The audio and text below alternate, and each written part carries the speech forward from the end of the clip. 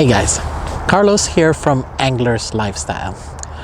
Here at Don Castro, fishing for these trout.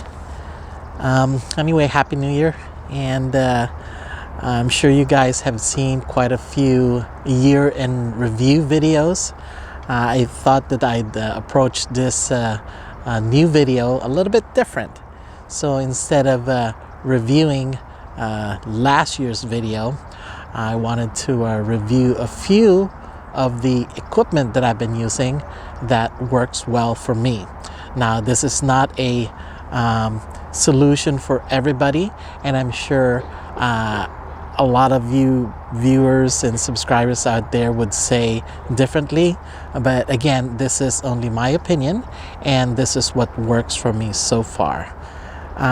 So I wanted to go over a few of the equipment that I use that could potentially help you guys decide on what gear you should use when you're going trouting. So let's go ahead and start. So I've been fishing for at least 3 years now. I haven't been fishing all that long, but I've been quite successful with respect to fishing for trout and catfish. And one of my main rod and reel that I use, that I purchased 3 years ago, essentially is my Okuma rocks. Now, this is a combo rod and reel that I bought from Walmart. It comes in two sizes. One is a 7-foot size, and the other is a 6.5. Now, the original spinning reel that comes with it, it's no different from this. It's the ABF. Again, it's the original. I believe it's a size 30. I've replaced that with a bait feeder reel because I like the fact that I can set the bait feeder or the bait runner. Some manufacturers call it bait runner. That allows the reel to continue letting out when you have a bite. And that's all. If you heard the sound, the clicking sound, that's also an audible indicator that allows you to determine if you actually have fish. Okay, it's 2-piece, and amusingly enough, it has hauled a 1-pound trout all the way to 6.5, 7-pound catfish without any problems. Or again, an 8-pound trout. Again, it didn't have any problems. So what's happened is when you have a 2-piece rod like this, okay, a lot of anglers out there would argue the fact that this is the reason why they don't like it. It's because when you have two blanks like this that are put together, it puts an enormous stiffness in the center of the rod, and it doesn't give you the actual bend, okay, that most rods are known for. But what I do, although for me, okay, that is an advantage because I like the strong back of a double piece type of rod. Now, this particular rod, I believe is made of graphite or a composite of some sort, graphite composite. I don't even know. It's made in China, I'm quite certain. But it's line weight. It can support line weight from 6 pounds to 15 pounds. I have loaded this with a Fluorocoat 10-pound line, and I've used it for both catfishing and trouting as well without any problems. It's not braid, okay? It's clear, it's fairly visible, and for my type of fishing, freshwater fishing, that works just fine for me. And this can support a lure weight of 1/4 to 3/4 ounce weight. As you can see over here, okay, I usually have one setup like that, and on a bait and soak using power bait, power eggs, mice tails, it's very useful. It's either you lean it up against the pier, okay, railing like this, or you set it on a rod holder. But as you can see, I've got it set up here at the pier here at Don Castro. One more thing worth to mention about these Okuma rocks spinning rod combination. Most of the combinations that are sold at these box stores are medium power. Okay, a medium power rod means that essentially it's an all-purpose rod. Okay, you cannot really lure fish with it. Okay, but it actually will give you a good enough feel when you actually land a fish. A small fish, not so much. Medium-sized fish, great action. A large size fish, oh my goodness, it will definitely give you a lot of action, and it gives you a lot of power to load up and haul that fish in. Here's another thing that I've learned when I'm doing bait and soak type of fishing. I set up this, okay, bobber indicators. Okay, I put a bell, okay, and the smallest of these floats that I can find, all right, in a fairly large snap swivel, okay, that I use the hook part, okay, and this gives me a visual indication, okay, if the fish, okay, is actually on the line. Now, a lot of people would pull this all the way down, and I personally, think that that's not, okay, functional for me. What happens, what's functional for me is I call it a short set, okay, because once I watch these bobbers like a hawk, and when that bobber goes up, okay, and there's fish in the line, remember, I've got a bait feeder, okay, that allows the line to actually go, okay, and then when it goes, okay, to me, between seeing this go up and the noise of the bait feeder, that to me is a great indication that, hey, I got this fish online and all I need to set. So the first thing that I do is I remove the bobber. Okay, I spin my reel twice, 1, 2, and then I set and I hold it there and I continue to reel it in.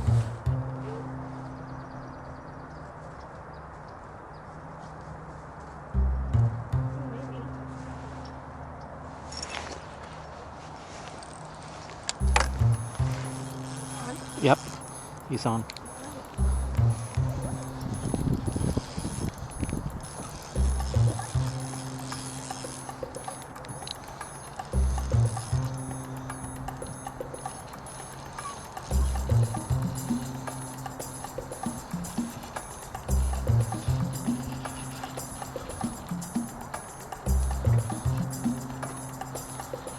What is that?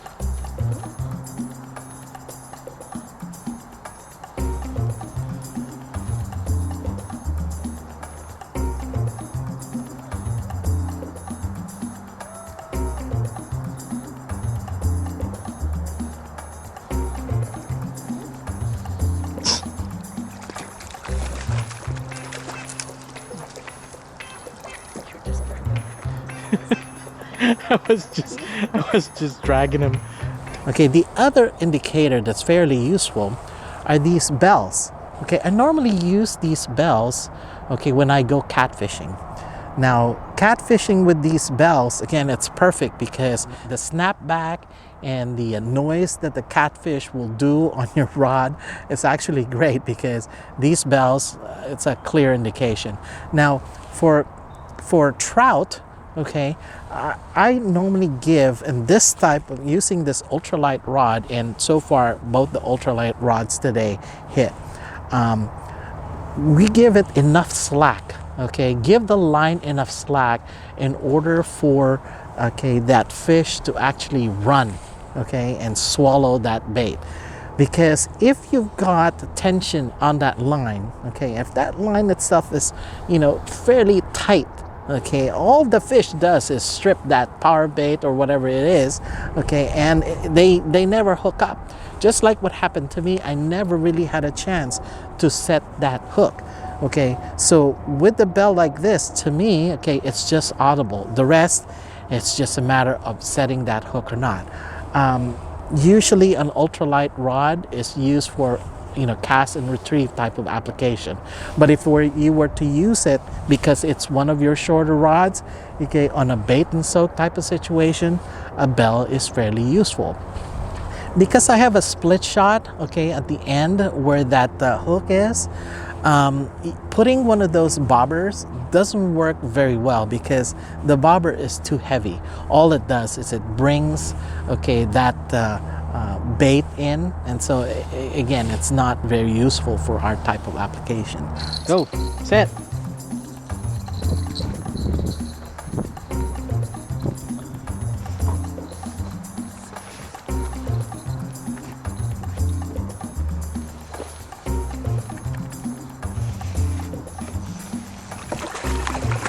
Oh, what are you doing? Get down.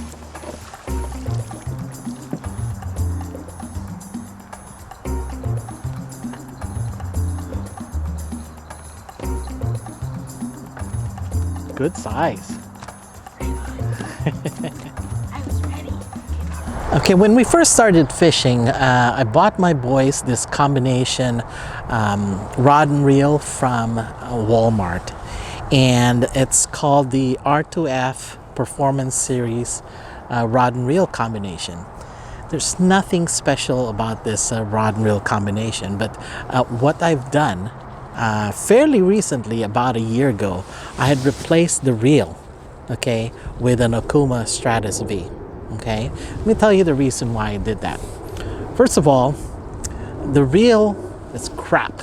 Okay, that came with it. It wobbled. It didn't work properly. So I said, well, I want to continue using this rod itself for a particular application. Okay, the power of this rod is medium light. Okay, it's rated as a medium light power rod. So that means it could lift, a medium to small size fish. But the reason why I like this rod is it is a short rod. It's only a 5-foot rod. Okay, you can use it for a dock. It's my version of a dock demon. I guess you can use it for kayak fishing. But for my purposes, is if you're just casting, 10 feet in front of you, and sometimes you want to lure fish, this actually works very well.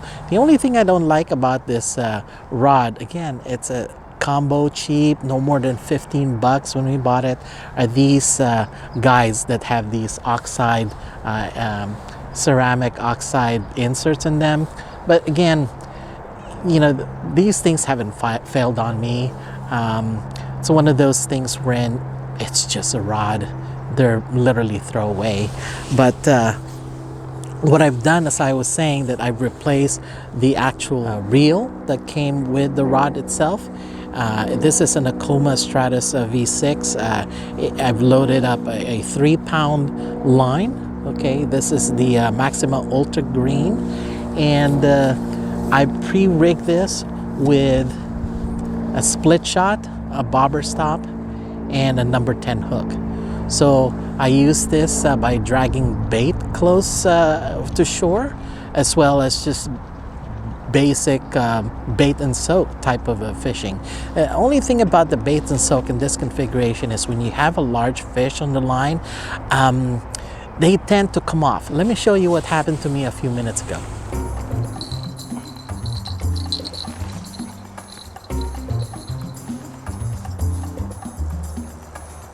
Okay, here we go again. I think this is going to be a bigger fish.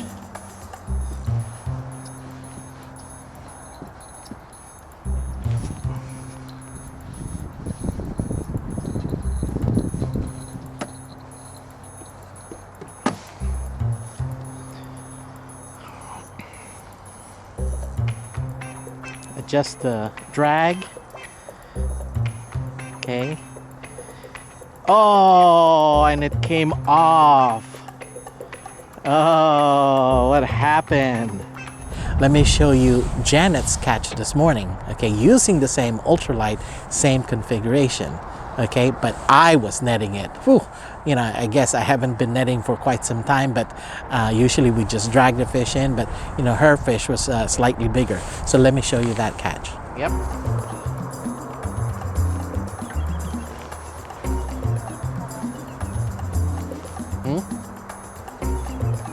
nice.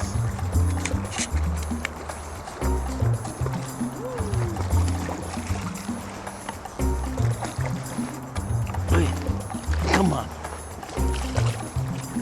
Oy. Yeah. Is that the purple orange?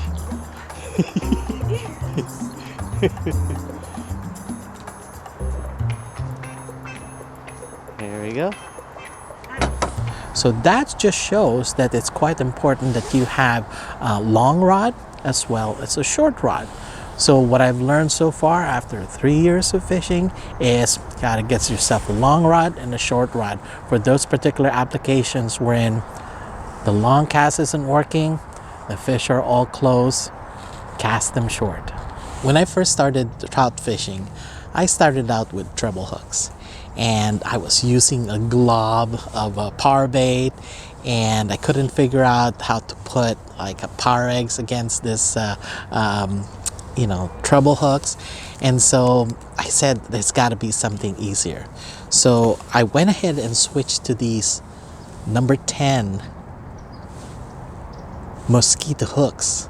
I tell you, these number 10 mosquito hooks, first of all, they're black, okay, and they're quite strong.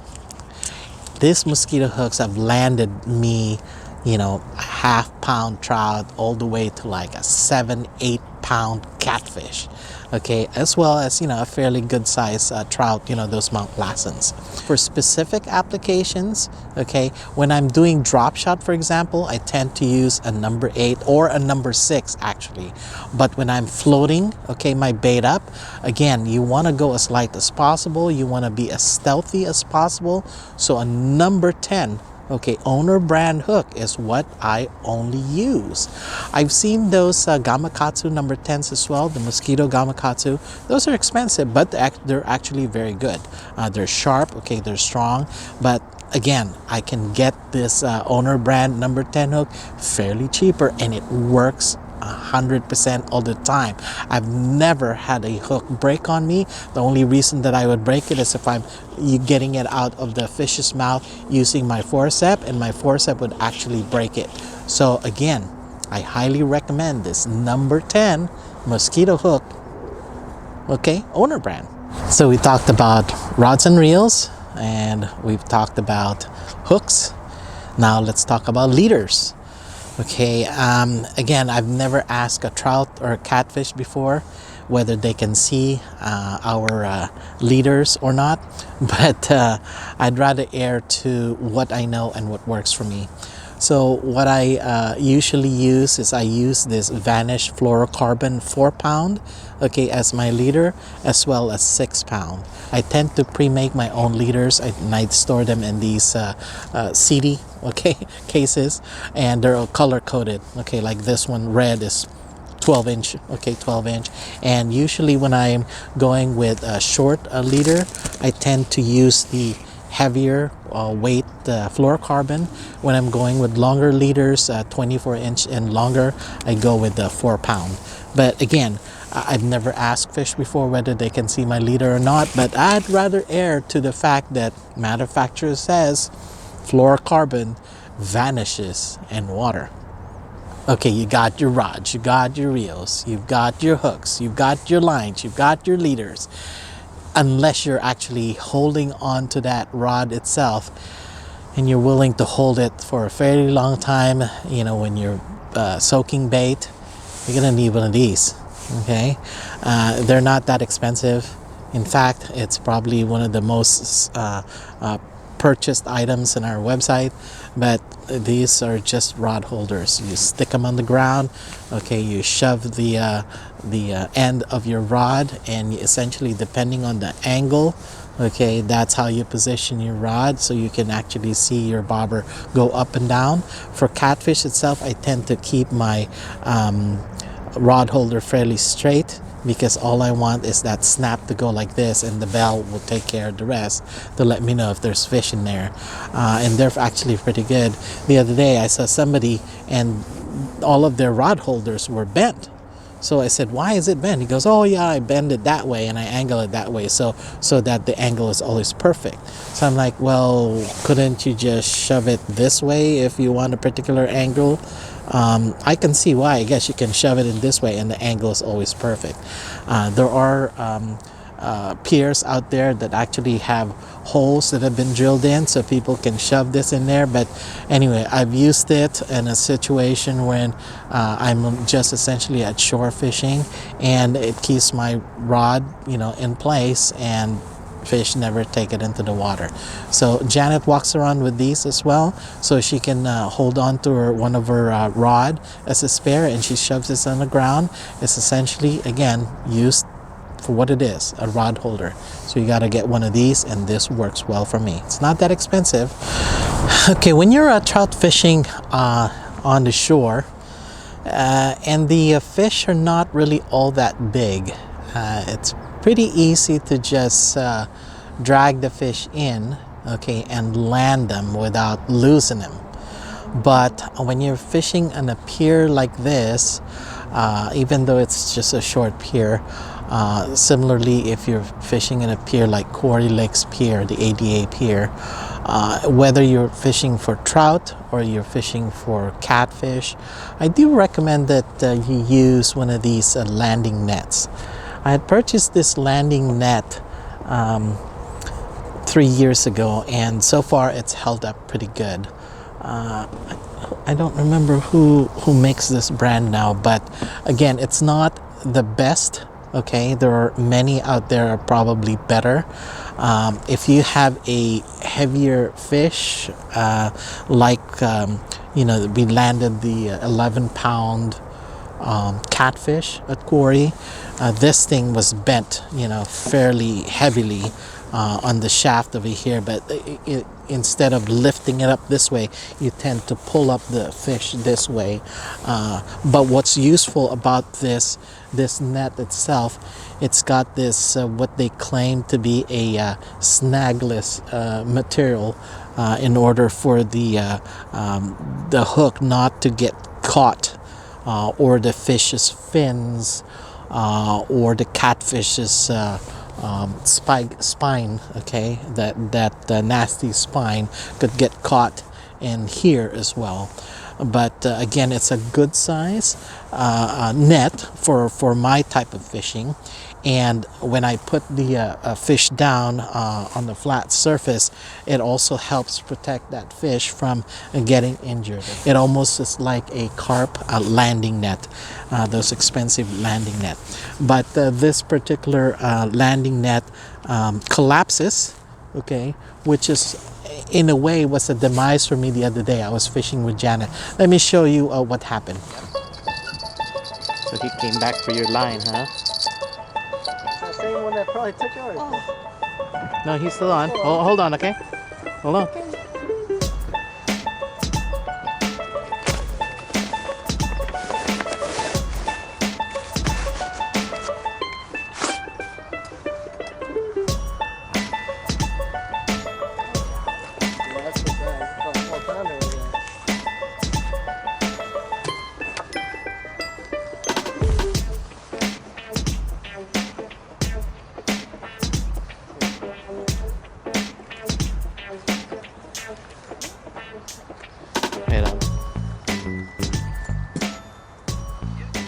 You ready?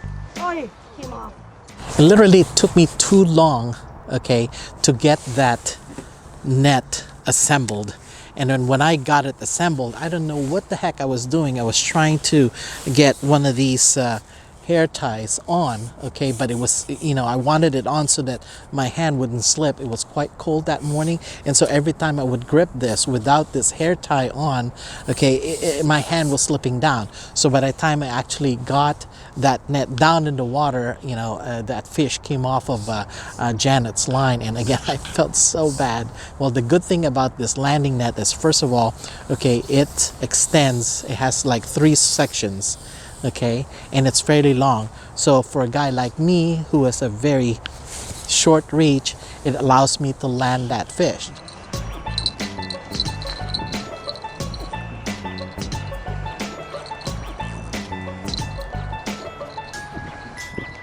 Okay, so we have a catch here under ultralight rod. Okay, and it's just me. So we're gonna try and attempt to land this fish by myself. Okay, with an ultralight rod. Okay, and my long net. So hopefully I set that correctly. Okay, and this was on the orange and purple. Okay, looks like it's a smaller fish. It's a smaller trout. So we're gonna use, okay, and land it. All right, look at that, ultra light rod. Okay, my large net. Okay, and this was caught fairly close to here. Awesome. I landed that fish myself with, the rod and reel in my left hand and with the landing net on my right. Now, if that was a fairly larger fish, to which the other fish that I lost, I barely got it close to me when I lost it because of maybe a hook set failure. Again, this would have been useful. It would have been pretty tough, but that fish would have been very tired in order for me to land it by myself. The thing that's I'm sort of disappointed with this net itself is about a year ago, okay, these sections started to separate, okay, and so I literally had to, glue them.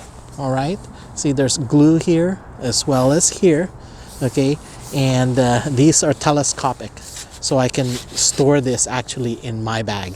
So the lesson to learn, okay, the do's and don'ts is when you're fishing in the pier, make sure you go ahead and set it, okay? Don't wait.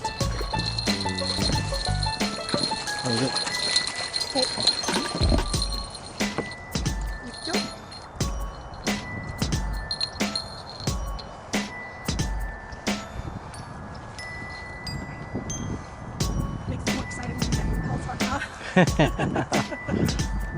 Look at it, it's battered. Cormorant battered. Okay, so now all you need are fish keepers, okay, or stringers, okay.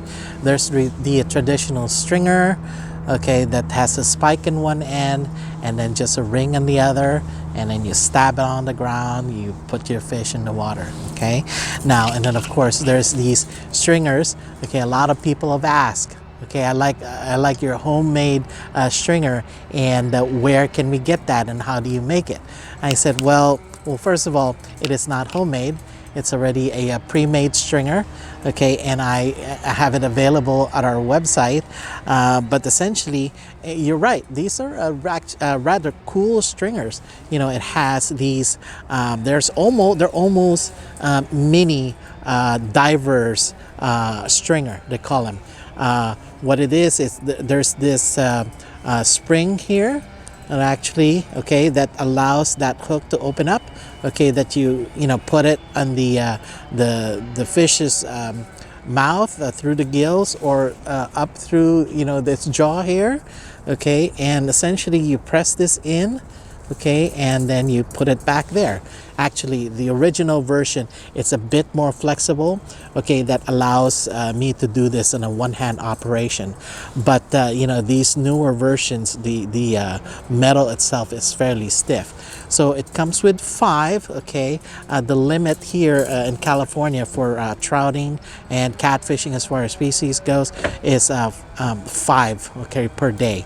Now it's cool because they've got these swivels, okay, and this is a like a paracord, and it's a very long cord. It's about 11 feet. Okay, at the end of this is a secured carabiner. Okay, essentially you just loop it on some tree, okay, or at the one of the railings of the pier, and then you put your fish in a stringer and you toss it back in the water, and at the end of the day, hopefully you'll still have the fish if the the beavers and the otters or anything else does not consume your fish.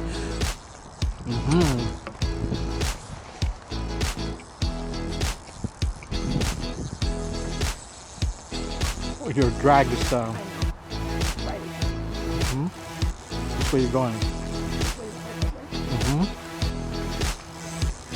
It's still a little still loose. Okay. Which way you going? You're gonna go over here? Up and over.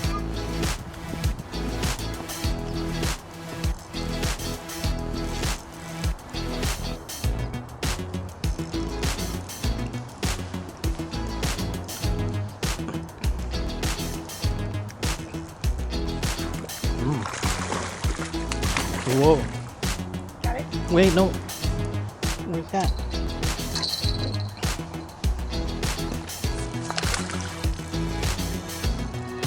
Where is he at? He's in my other line. Came off. Did? Nope. Oh. Really? Nope. Nope. Nope.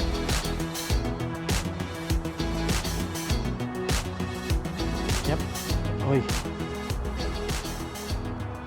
Nope. Well, guys, Janet and I have been fishing all day today. And so far what we have are 3 misses, 2 lip hooks, and how many have we caught so far? Oh, we've caught 5. We've caught 5 fish. Yeah, Janet pulled up 3.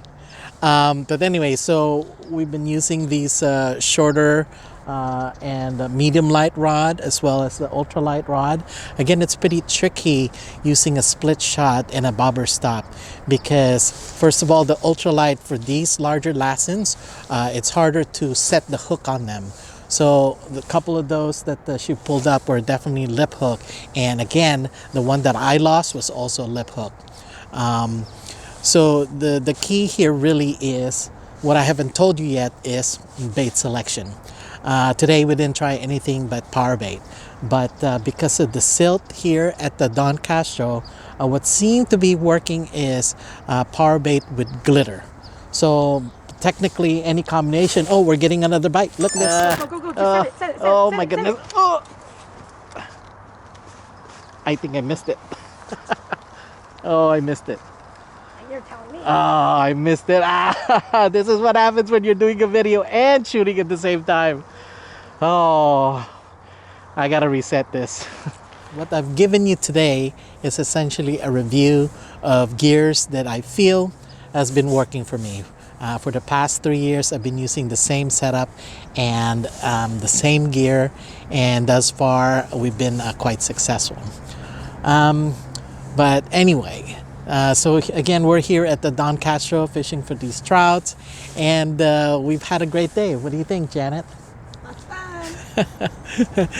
So we've had a good time, and it's been a while since we've actually caught a full stringer here at Don Castro. As I was saying, you catch 1, you're lucky. If you catch 2, 3, there's a bit of skill going. And that means if you have multiple fish in your stringer, hey, it's gonna be taco night. So anyway, as always, come fish with us sometime. See ya. Okay.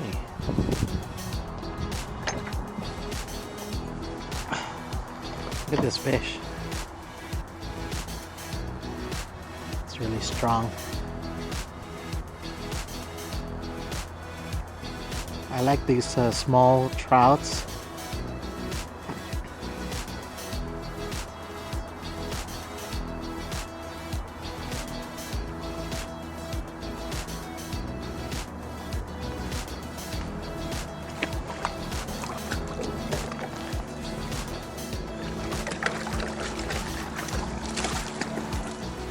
I need that already.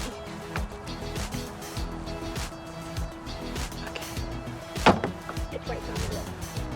Lip hook, huh? See? Right there. Oh yeah. Good. Oh.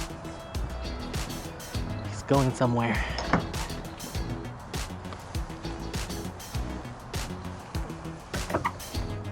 Ready. Ready.